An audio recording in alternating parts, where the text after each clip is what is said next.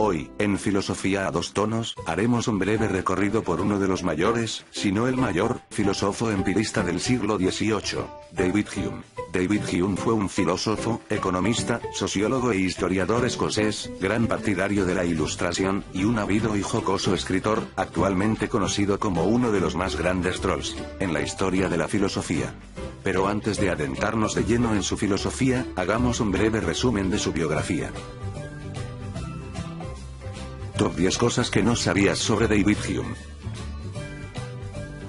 1. Era agnóstico, cosa que a los protestantes de su época no les gustó, o sea, a todo el mundo. 2. Era llamado el buen Hume, ya que nadie lo vio alguna vez notablemente enojado o preocupado. 3. Escribió una historia de Inglaterra, donde literalmente se burló tanto de reyes como emperadores por igual con su estilo jocoso característico, y lo más curioso, es que llegó a editarse más de 100 veces. 4. Sus obras filosóficas más importantes solo fueron tomadas en serio luego de su muerte, ya que incluso tuvo que explicarlas en panfletos y pese a eso, pocos lo tomaron en serio. 5. Fue amigo de Rousseau, ya que este con menos suerte que Hume, fue perseguido en su tierra natal por sus ideas, y fue Hume quien le dio asilo en Inglaterra. Pero aún así la amistad no duró mucho, ya que su paranoia, y en general porque estaba más loco que una cabra, lo obligó a retirarse de nuevo al exilio, tras creer que detrás de las burlas de los amigos de Hume se escondía un complot que buscaba asesinarlo. 6. Lamentablemente, existen escritos que prueban que Hume era racista, aunque más lamentable es saber que era común para su época, cosa incluso de la que Kant no se salva. 7. Murió de un cáncer de colon que lo atosigó por meses, pero pese a su inevitable muerte, siempre se mostró tranquilo e incluso se burla de ello en algunas de sus últimas cartas. 8. Pese a que nunca se le conoció pareja alguna, sí se cree que pudo haber tenido un hijo ilegítimo en sus años mozos con una joven de su ciudad natal. Curiosamente se mudó luego de que una joven lo acusara de ser el padre del hijo que esperaba. 9.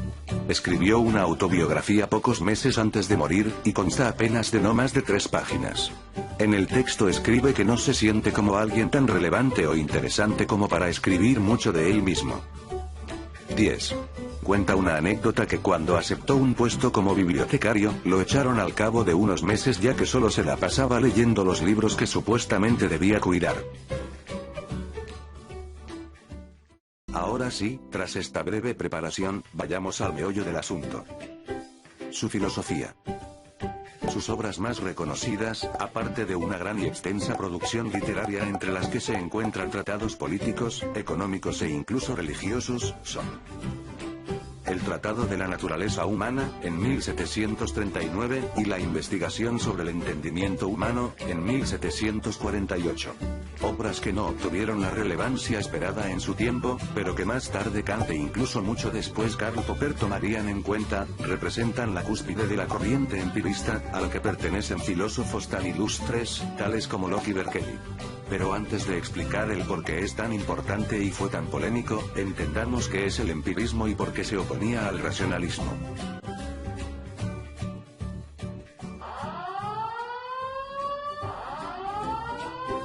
Pero ¿cómo mencionar al racionalismo sin mencionar antes a Descartes? René Descartes, o Renatus Cartesius. Dios mío, pero qué nombre tan raro. Fue un filósofo francés del siglo XVII, que afirmaba la existencia de ideas que nacían con nosotros, o sea, creía que ideas tales como la libertad o los números, eran ideas que no correspondían a ninguna experiencia de los sentidos, de los cuales desconfiaba mucho. La razón era para él la única fuente de conocimiento verdadero, ya que los sentidos fácilmente pueden engañarnos. Como ahora por ejemplo. En cambio, David Hume al igual que Locke y Berkeley afirmaban que todas las ideas son producto de la experiencia, siendo las ideas más complejas meras abstracciones o conexiones de ideas más simples. El conflicto entre ideas era de esperarse, y pese a que estos dos filósofos nunca se conocieron, podemos estar más que seguros de que si lo hubieran hecho, no se hubieran llevado muy bien.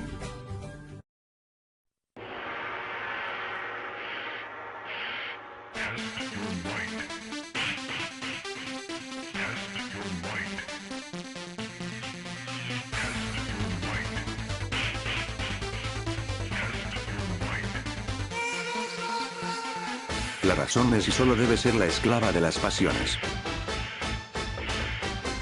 Despréndete de todas las impresiones de los sentidos y de la imaginación y no te fíes sino de la razón. De todos modos, pese a que las ideas empiristas nos suenan más razonables a día de hoy, fue Kant quien en su momento resolvió el problema. Aunque Kant también era otro tipo bien raro de cojones. Pero eso no nos incumbe ahora.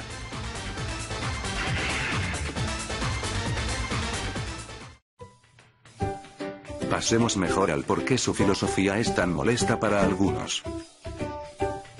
Y es que si todas las ciencias y campos de saber fueran a una fiesta a celebrar sus logros, la filosofía sería ese típico chico aburrido, que se sienta en un sofá quejándose de lo absurdo que es celebrar en este mundo caótico, cruel y sin sentido, pero en este caso.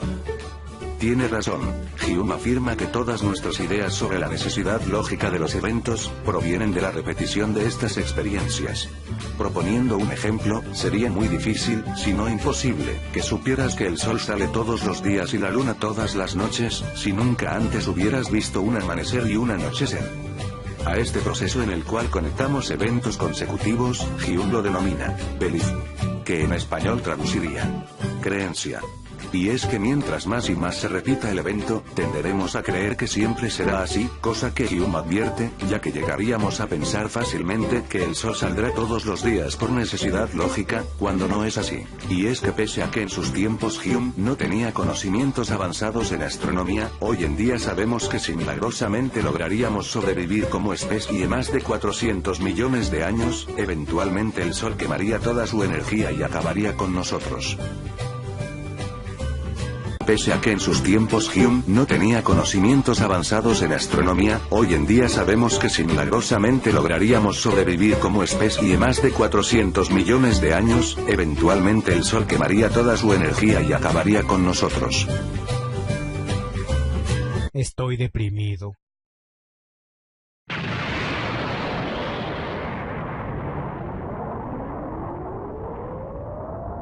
Ya vale madre.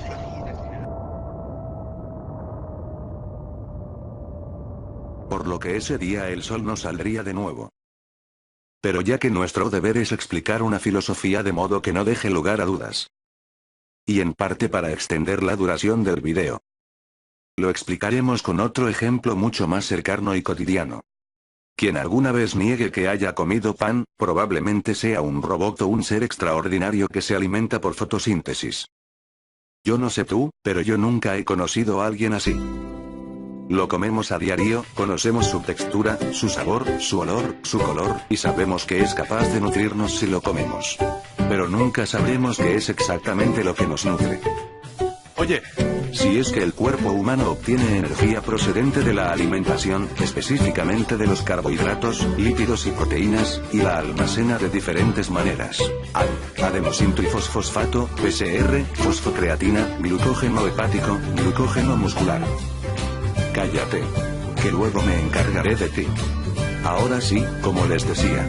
Tendemos a creer que siempre que comamos pan, este nos alimentará, porque así lo hizo en el pasado, pero esto no puede ser un enunciado necesario, esto no se repetirá siempre. Y para mostrarte el porqué, déjame presentarte a este pequeño amiguito. El hongo del centeno. Este pequeño hongo tiene una composición química tal, que imita en gran medida el efecto del LSD, y sus efectos se ven potenciados una vez que se cocina. Esta plaga mató a miles en el pasado. Al punto que se cree que las famosas brujas de Salem, fueron simples niñas que consumieron una dosis no letal, de este venenoso pan. Por lo que respecto a tu creencia en que el pan siempre te nutrirá si lo comes, deberías cuanto menos reconsiderarla. Eso sí, ¿te llevarás gratis un viaje astral de lo más molón? Pero lo más probable es que no vivas para contarlo.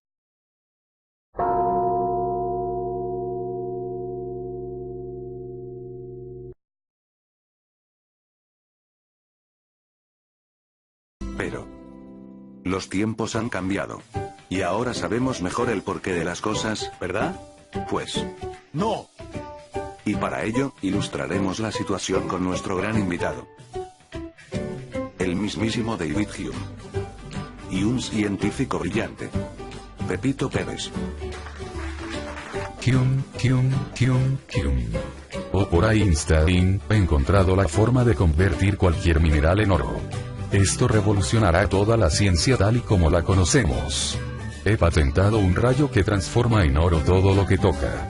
Lo he nombrado él. Todo convierte en oro inodoro. Y su precio es tan accesible que mañana todos tendrán uno. Pero, Pepito, ¿sabes cómo funciona? Sí. Déjame explicártelo. Tomo un mineral metálico cualquiera y lo bombardeo con un rayo que libera protones, neutrones y electrones hasta que los átomos del metal se conviertan en oro. Y ya. ¿Y por qué cuando bombardeas el metal con protones, neutrones y electrones este se convierte en oro? Porque la materia está compuesta de átomos con cargas de partículas distintas, y una vez que los átomos de un metal tengan la misma carga de partículas que el oro, se vuelven oro. ¿Y por qué? Porque los átomos tienden a juntarse y una vez que se unen forman estructuras más complejas. ¿Y por qué? Por la gravedad. ¿Y por qué? Porque la gravedad es una fuerza que une a la materia. ¿Y por qué? Porque tienen cargas distintas. ¿Y por qué? Porque en el inicio de los tiempos, la materia creada siempre se vio atraída al centro tras haberse separado del todo.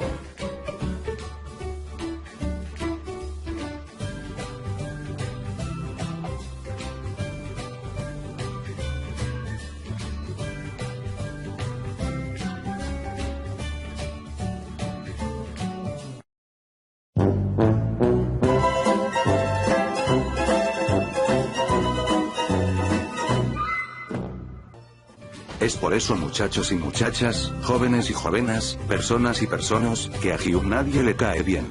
En parte debido a que es un poquito pesado.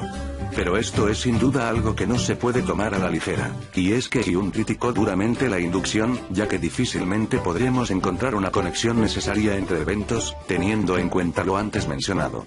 Pero pese a que esto nos hace caer en un claro escepticismo, Hume no lo ve tan oscuro como lo parece. A veces creemos que dada la naturaleza caótica de nuestro mundo no puede ser abarcada una teoría que lo explique, pero ¿es en serio así?